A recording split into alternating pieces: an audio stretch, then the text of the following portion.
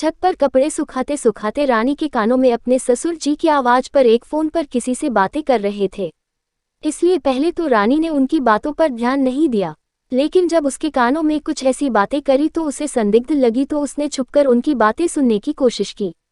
ससुर जी की बातें वैसे तो अश्लील नहीं थी, पर बातों से यह जरूर पता चल रहा था कि वह किसी महिला से बात कर रहे थे और उसके साथ उनका कोई गलत रिश्ता था।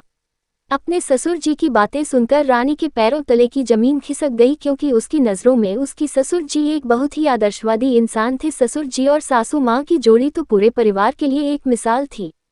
ऐसे में उन्हें यूं किसी और औरत के साथ रिश्ता बनाते देख रानी बौखला उठी। उसने उस वक्त तो ससुर जी से कुछ भी नहीं कहा, क्योंकि वो यकीन ही नहीं कर पा रही थी इतना आदर्शवादी इंसान भी अपनी पत्नी को धोखा दे सकता है और इस उम्र में बाहर अफेयर कर सकता था।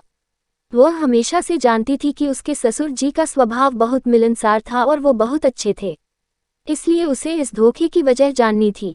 रानी अपने कमरे में चली गई और घबराहट में इधर से उधर चक्कर काट रही थी, तो सोच रही थी कि सीधा जाकर ससुर जी से ही सवाल कर लेती हूँ, आखिर जब सासू माँ और उन्हें इतनी अच्छी बनती है और दोनों कितने खुश रहते हैं, उन्होंने सासू माँ को धोखा क्यों दिया, आखिर उन्होंने ऐसा क्यों किया। दरअसल रानी की शादी को 5 साल हो चुके थे। उसने राज्य से लव मैरिज की थी। दोनों की कार की अलग थी, लेकिन परिवार की रजामंदी की शादी हो गई। सब कुछ बहुत अच्छा चल रहा था। पूनम के ससुराल वाले बहुत ही खुले विचारों के लोग थे। राज्य से बड़ी 2 बहनें थीं, जिनकी करली शादी हो चुकी थी।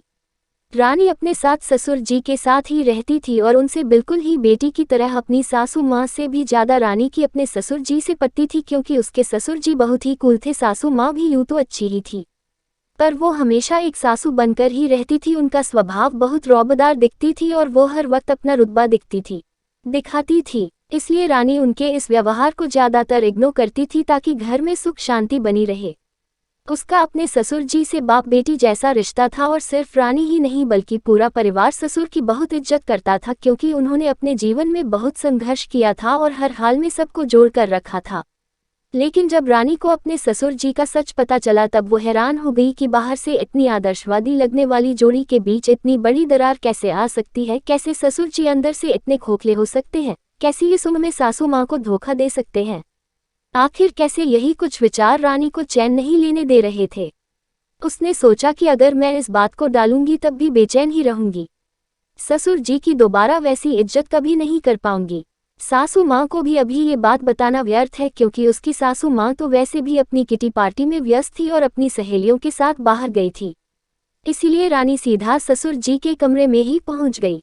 उस दिन उनकी तबीयत थोड़ी ठीक नहीं थी, इसलिए वह अपने कमरे में ही रेस्ट कर रहे थे।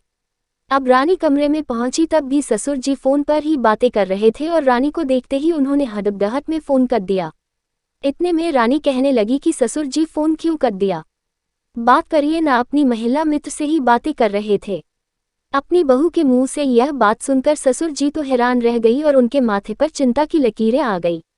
वे लेटे हुए उठकर बैठ गए और उन्होंने पूछा कि बहू, तुम ये क्या कर रही हो। पापा जी, मैंने आपकी सभी बातें सुन ली है। अब मुझे बताएं कि कौन है जिसके कारण आप मम्मी देखो धोखा दे रहे हैं। इतना सुनते ही ससुर जी एकदम सकपका गए और कुछ बोल ही नहीं पाए, तो रानी ने फिर से पूछा, प्लीज पापा जी मुझे बताएं, वो कौन है और क्या रिश्ता है। आप दोनों, आपको क्या जरूरत है किसी और से बातें करने की, याद रिश्ता रखने की, जबकि मम्मी जी और आपकी जोड़ी तो कितनी परसेंट है। इस उम्र में भी आप उन्हें धोखा दे रहे हैं। रानी की बात सुनकर ससुर जी ने कहा कि मुझे तुमसे कभी इस तरह की बात करनी पड़ेगी, यह मैंने सोचा नहीं था, पर जब आज तो जान ही लिया है तो पूरा सच सुनो। आज एक बार अपना दर्द अपनी बेटी को सुना रहा है, तुम भी सिर्फ एक बेटी की नजरिए से ही सोचना। और इतना कहकर ससुर जी ने रानी को अपनी व्यथा सुनाना शुरू किया। वह बोले कि जब मेरी शादी हुई थी तब हमारे पास इतना पैसा नहीं था, यहाँ का घर भी नहीं था। किराए के मकान में रहने से लेकर यहाँ इस बंगले में आने तक का सफ़र मैंने बहुत मेहनत और संघर्ष से तय किया है। हम सफ़र में तुम्हारी सासू माँ भी मेरे साथ थी।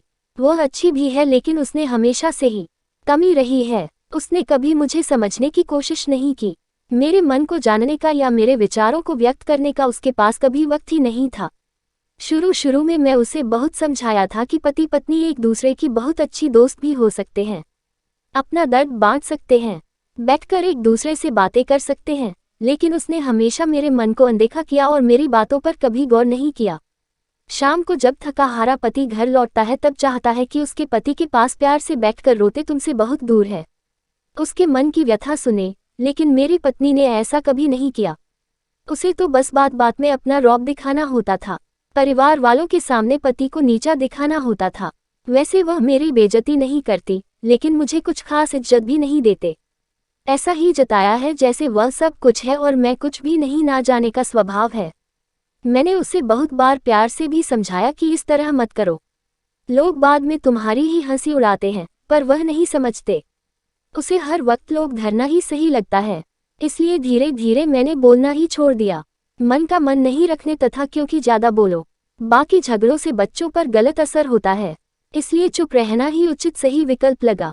मैंने पूरा जीवन से पैसे कमाने पर ध्यान दिया और सफल भी हुआ, लेकिन जैसे जैसे पैसा आया मैडम की शौक भी बड़े होते गए। मैडम ने की किटी ज्वाइन कर ली, नई नई सहेलियां बना ली, पिकनिक पार्टी, यह सब उसकी जिंदगी का अहम हिस्सा बन गया। इस तरह बदचक पैसों की इतनी नुमाइश करना मुझे पसंद नहीं था। क्या करता किसी कहता। धीरे धीरे मेरे मन में एक दरार आ गई, हम दोनों के बीच बहुत दूरियां आ गई, जिन्हें उसने कभी महसूस नहीं किया। बेटा, जब आदमी समझौता कर रहा होता है तब अगर उसे कोई विकल्प मिल जाए तो वह कमजोर पड़ जाता है, और बस मेरे साथ वही हुआ। समझौते का जीवन जी रहा था, लेकिन मेरी एक महिला मित्र के रूप में मुझे एक विकल्प नहीं गया जहां मैं अपना सुख दुख बांट सकता था। उसके साथ भी वही हुआ जो मेरे साथ हुआ, वह भी अपने पति द्वारा अनदेखी की गई। बस मेरी ही तरह आपने सारी फर्ज अदा कर रही थी। मेरा उससे कोई नाजायज या गलत संबंध नहीं है। जैसे तुम सभी के दोस्त होते हैं, बस वैसे ही वह भी मेरी जैसी दोस्त है जिसके साथ मैं अपने मन की बात कह सकता हूँ। हमारा बस मन का रिश्ता है, बहुत ही पवित्र। हम दोनों एक दूसरे से मन की बातें कर लेते हैं और मन हल्का कर लेते हैं। हम किसी का कोई नुकसान नहीं कर रही, ना ही किसी के साथ कोई अन्याय कर रहे हैं। मुझसे बात करके सुकून मिलता है। जो बातें तुम्हारी सास ने कभी समझी ही नहीं, वो उसने समझी। बस यही मेरी गलती है। अब तुम चाहे जो सजा दे सकती हो। अपने ससुर जी की पूरी जीवन कथा सुनने के बाद रानी तो अब कुछ बोल पाने की मेरी नहीं थी। उसकी तो मानो आंखें खुल गई हो, क्योंकि आज उसने अपने ससुर जी के माध्यम से जिंदगी का दूसरा पहलू देखा था। आज उनकी कही बातों ने जीवन की सच्चाई से अवगत करा दिया था। उसे लगा कि वाकई हर इंसान को एक ऐसा साथी चाहिए जो तन से नहीं बल्कि मन से भी उसके साथ हो, जब अपने सुख दुख की बात कर सके, अपना दर्द बांट सके। यदि यह पति पत्नी एक दूसरे का दर्द समझ ले तो शायद समाज में ऐसा कुछ हो ही नहीं। ससुर जी का दर्द सुनने के बाद रानी को वह कुछ हद तक सही लगे, और आज उसने मन मन एक और चीज सीखी थी कि वह हमेशा अपने पति की अच्छी दोस्त बनकर रहेगी, ताकि बाहर किसी और की कंधे की जरूरत ना पड़े। इधर ससुर जी इंतजार में, न जाने रानी क्या कर कहेगी, पर रानी दिल से ससुर जी की बात सही लगी। लेकिन उसकी सासू माँ की भी चिंता थी, क्या हाल होगा, वह नहीं समझ पाएंगे और टूट जाएंगे।